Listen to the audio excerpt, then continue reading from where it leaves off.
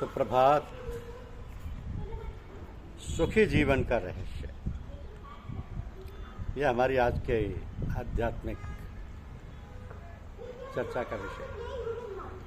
सुखी जीवन का रहस्य। इस जगत की रचना ही त्रिगुणात्मक है। इसमें सर्वत्र विषमता रहेगी और यह विषमता ही कभी सुख रूप से भाषित होती है तो कभी दुख रूप से। सुख और दुख एक ही सिक्के के दो दिशाएं हैं। एक ओर से देखो तो सुख दिखता है, दूसरी ओर से देखो तो दुख।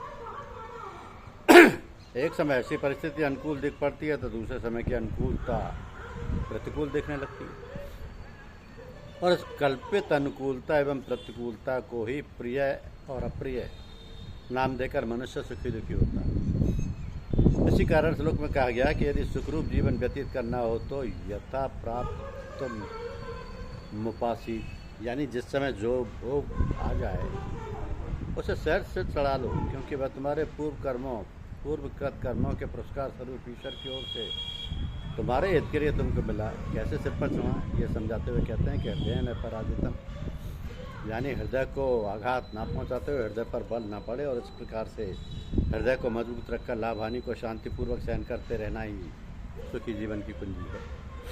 तो सभी प्राणी जब से जन्मते हैं तभी से सुख की खोज में लगे दिखते हैं। ब्रह्मचारी ब्रह्मचर्य पालन करते हैं और तपस्वी तप करते हैं। वे भी सुख की प्राप्ति के लिए बालक खेलते हैं, विद्यार्थी विद्याभ्यास करते हैं, गृहस्थाश्रम चलाते हैं और वानप्रस्थी तथा सन्यासी अपना अपना धर्म पालन करते हैं। सब सुख की प्राप्ति के लिए ही। तो राजा राज्य करता है और प्रजा अपने धर्म का पालन करती है, सुख को आशा से, परंतु इनमें से किसी भाग्यशाली को ही सुख मिलता है। इसका कारण यह है कि सुख क्या है और कहाँ मिलेगा। इसका ज्ञान प्राप्त करने के बदले सभी लोग सीधे ही सुख की खोज में लग जाते हैं। अन्य के बाजार में जाकर पुस्तक खोजें या लोहे की दुकान पर जाकर औषधि खोजें तो वो कहाँ से मिल सकेगी। यानी जो वस्तु जहाँ नहीं है उस वस्तु के लिए जहाँ मनुष्य कल्प भर खोजता रहे तो भी वह उसे कदापि नहीं मिल सकती। और जिस वस्तु की खोज करते हैं जब तक उसके स्वरूप को ना जान लें तब तक वो वस्तु कहाँ मिलेगी। इसका निश्चय कैसे कर सकते हैं। इस प्रकार जैसे एक अंधा कोई वस्तु को ढूंढने के लिए व्यर्थ प्रयत्न करता है पर वो हाथ नहीं लगती, वैसे ही सुख भी किसी को हाथ नहीं लगता। यदि सुख की खोज करनी हो तो सुख क्या वस्तु है, अर्थात उसका स्वरूप क्या है, ये पहले जानना चाहिए। उसके बाद यह निश्चय करना चाहिए कि वो कहाँ मिलेगा। इन दोनों बातों का निश्चय करने के बाद यदि सुख की खोज की जाएगी तो उचित कीमत देने पर वह अवश्य ही मिल जाएगी। तो पहले सुख क्या है और उसका स्वरूप क्या है, इसका विचार करना है। एक छोटे शिशु का सुख गली में खेलने वाले लड़के के सुख से पृथक होता है। एक विद्यार्थी का सुख गली में खेलने वाले लड़के के सुख की अपेक्षा विलक्षण होता है। स्त्री का सुख पुरुष के सुख से अलग होता है। गृहस्थ का सुख सन्यासी के सुख के विरुद्ध होता है। त्यागी पुरुष शरीर को कष्ट देकर सुख का अनुभव करता है और भोगी सारे भोग प्राप्त करके भी दुखी दिख पड़ता है। इस प्रकार सुख प्रत्येक व्यक्ति के लिए अलग अलग दिखलाई पड़ता है। अतः सुख की परिभाषा का एक सामान्य नियम खोजना चाहिए। बुद्धि के आधार पर प्राणी मात्र को दो विभागों में बांटे हैं, दो विभागों में। तो एक और मनुष्य अंग, दूसरी ओर अन्य सारे प्राणी। इन सारे प्राणियों में एक ही अहंकार वृत्ति काम करती है, अतः उनके सुख का आदर्श एक ही होता है। उनके अहंकार का अर्थ है मैं हूँ और मुझे जीना। यही कारण है कि उनका सारा व्यवहार देह के निर्वाह के लिए ही होता है और उस प्रवृत्ति में ही केंद्रित हो जाता है। यानी जीने के लिए आहार प्राप्त करना, थकने पर आराम करना, शरीर के नाश का भय दिखलाई पड़े तब उसका सामना करना और काम वासना के बस होकर संतान उत्पन्न करना। इन चार बातों के सिवा दूसरा कोई भी विचार मनुष्य तक प्राणियों को नहीं होता। और इन चारों बातों का निर्वाह बिना अड़चन के हो, यही इन प्राणियों का सुख है। अतः इन सभी प्राणियों को सुख का आदर्श एक ही है। परंतु मनुष्य को पूर्ण विकसित अंतःकरण मिला है। उसके शरीर में अहंकार के अतिरिक्त मन बुद्धि चित्त, ये तीन वृत्तियां और रहती हैं। और प्रत्येक अंतःकरण की वृत्तियों के संस्कार विभिन्न होने के कारण प्रत्येक मनुष्य के सुख के आदर्श में भी विभिन्नता का होना स्वाभाविक है। तथापि समर्थ चिंतकों ने इन सारे आदर्शों को विवेक से समझने के लिए सुख की परिभाषा इस प्रकार की है कि अनुकूल वेदनीयम सुखम, प्रतिकूल वेदनीयम दुखम। यानी जिस परिस्थिति से अनुकूलता का बोध हो वो सुख है और जिससे प्रतिकूलता का बोध हो वो दुख है। अब यदि इस कसौटी पर सुख दुख को कसें तो प्रत्येक व्यक्ति की दृष्टि में अनुकूलता और प्रतिकूलता विभिन्न दिख पड़ेगी, क्योंकि प्रतिकूलता और अनुकूलता का भान होना चित्त के संस्कारों पर अवलंबित है। उदाहरण के लिए बीड़ी पीने वाले के लिए बीड़ी पीना अनुकूल जान पड़ता है, और जिसको इसका टेव नहीं उस मनुष्य को बीड़ी का धुआं भी प्रतिकूल जान पड़ता है। तो इस प्रकार एक ही वस्तु एक मनुष्य को सुख रूप दिखती है और वही उससे पृथक होकर संस्कार वाले को दुख रूप लगती है। इसी प्रकार मधुर रस एक आदमी को सुख रूप लगता है और दूसरे को नहीं लगता। अफीमची को अफीम मिलने पर आनंद का पार नहीं रहता, और उसी को खाने से वो आदमी जिसको अफीम खाने की आदत नहीं है मृत्यु को प्राप्त हो जाता है। इससे सहज ही समझा जा सकता है कि सुख दुख उत्पन्न करने की शक्ति किसी भी पदार्थ में नहीं है, बल्कि वो चित्त के संस्कार पर अवलंबित है।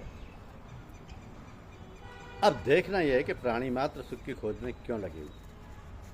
इसके लिए प्राणियों में जो जीव नामक चेतना अंश है उसके स्वरूप को देखना चाहिए। सत्य चित्त आनंद घन परमात्मा स्वयं ही अपनी माया का पर्दा ओढ़कर ईश्वर बनता है और सृष्टि की रचना करके उसका संचालन करता है, तथा वही परमात्मा अविद्या का पर्दा डालकर जीव रूप बन जाता है और संसार में सुख दुख के व्यवहार में फंस जाता है। तो जीव शुद्ध स्वरूप से तो आनंद स्वरूप यानी सुख रूप ही है, परंतु अविद्या के कारण उसका सुख स्वरूप ढक गया। अतः भटके हुए के समान अपने ढके हुए सुख को अपने में ना खोजकर बाहर के पदार्थों में खोजता है और अपने अंदर के निरतिशय और अक्षय सुख पाने के लिए जोर मारा करता है। तो मनुष्य के शरीर की रचना ही ऐसी है कि इंद्रियां बहुर्मुख है। बहिर्मुख इंद्रियों के कारण प्रत्येक जीव अनादिकाल से अनेक योनियों में भटकता बाहर के पदार्थों में यानी संसार के विषयों में सुख की खोज करता आ रहा है, पर सच्चा सुख मिलता नहीं, क्योंकि विषयों में सुख है ही नहीं। विषयों में तो सुख की भ्रांति होती है और लोग उसको सच्चा सुख मानकर भोगते हैं, पर प्राप्त होता है सुख के बदले दुख। ये भ्रांति क्यों होती है, इसका विचार करना चाहिए। एक कुत्ता जब सूखे हाड़ का टुकड़ा मुंह में डालकर जोर से चबाता है तब वो कड़ा हाड़ उसके जबड़े में घुसता है और उसे खून निकल आता है। उस लहू का स्वाद कुत्ते को मिलता है और वह स्वाद हाड़ में से आ रहा है ऐसा समझकर कुत्ता उसे बारंबार चबाता है, जिससे उसका अपना ही जबड़ा अधिक छिलता जाता है और खून भी अधिक निकलता है। उसके स्वाद को कुत्ता सूखे हाड़ का स्वाद मानता है। इसी प्रकार की भ्रांति जीव को भी होती है और उसे जीव भी मान लेता है कि उसको विषयों से ही सुख मिलता है। ये कैसे होता है, समझने के लिए सहज ही विशेष विचार की आवश्यकता प्रतीत होती है। कि एक आदमी को मिठाई खाने की तीव्र इच्छा हुई, इच्छा होते हुए उसका चित्त व्यग्र हो गया और उन्मत्त के समान में मिठाई पाने के लिए चेष्टा करने लगा। प्रारब्ध बस या पुरुषार्थ से मिठाई मिल गई, वह शांत और प्रसन्न हो गई। चित्त शांत और प्रसन्न होते उसमें सुख स्वरूप आत्मा का प्रतिबिंब पड़ा। इससे उसको अनुभूति हुई और मिठाई खा लेने के बाद चित्त में कोई दूसरी इच्छा जागृत हुई और इच्छा के जागृत होते उसके स्वभाव के अनुसार चित्त फिर व्यग्र हो गया तथा पूर्व प्राप्त सुख की अनुभूति भी नष्ट हो गई। अब यदि मनुष्य सुख कहाँ से आया इस स्थिर बुद्धि से विचार करे तो उसकी समझ में आ जाएगा कि मिठाई मिलने या किसी इच्छित पदार्थ के मिलने पर चित्त शांत हुआ और इसके कारण ही दुख का अनुभव हुआ। अतः सुख का कारण मिठाई मिलना नहीं है, बल्कि मिठाई द्वारा प्राप्त शांति के द्वारा ही उसकी अनुभूति हुई। इसके बदले मनुष्य ब्रह्म से मान लेता है कि मिठाई से सुख मिला और इसी कारण वह सुख के लिए विषय में दौड़ा करता है। तो चित्त शांत होने पर उसमें आत्मा का प्रतिबिंब पड़ने पर सुख हुआ। इस प्रकार बात को भूलकर जीव इस भ्रम का सेवन करता है कि मिठाई से सुख मिला। इसी प्रकार वह विषयों का सेवन तो करता रहता है सुख मिलने की आशा से, और सुख नहीं मिलता, सुख नहीं मिलता। तो जिसे आत्यंतिक सुख कहते हैं वह निरतिशय और अक्षय सुख है। उसका अनुभव इंद्रियों द्वारा नहीं हो सकता, इसलिए उसका अनुभव बुद्धि के द्वारा यानी सूक्ष्म बुद्धि के द्वारा ही हो सकता है।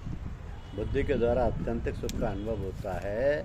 इसका अर्थ इतना ही है कि जीव जब विशुद्ध सूक्ष्म बुद्धि के द्वारा अपने यथार्थ स्वरूप को समझता है, यानी मैं आनंद स्वरूप आत्मा हूँ, इसलिए सुख दुख से पर होने के कारण से सुख की प्राप्ति के लिए मुझे भी कुछ यत्न करना नहीं। साधन चातुष्टय के शास्त्राभ्यास के द्वारा बुद्धि को निर्मल करें और फिर उस विशुद्ध बुद्धि की सहायता से अपने स्वरूप का यथार्थ दर्शन कर लें, यानी मैं आनंद स्वरूप आत्मा हूँ और इस कारण सुख की प्राप्ति के लिए मुझे कुछ नहीं करना है। इस ज्ञान के दृढ़ होने पर सभी इच्छाओं का त्याग अपने आप हो जाता है और इच्छा का नाश होते ही चित्त अविचल शांत वाला बन जाता है ऐसा होने पर मनुष्य को निरतिशय सुख प्राप्त होगा और वह स्थिर रहेगा। यही है जीवन को सुखमय बनाने की कला।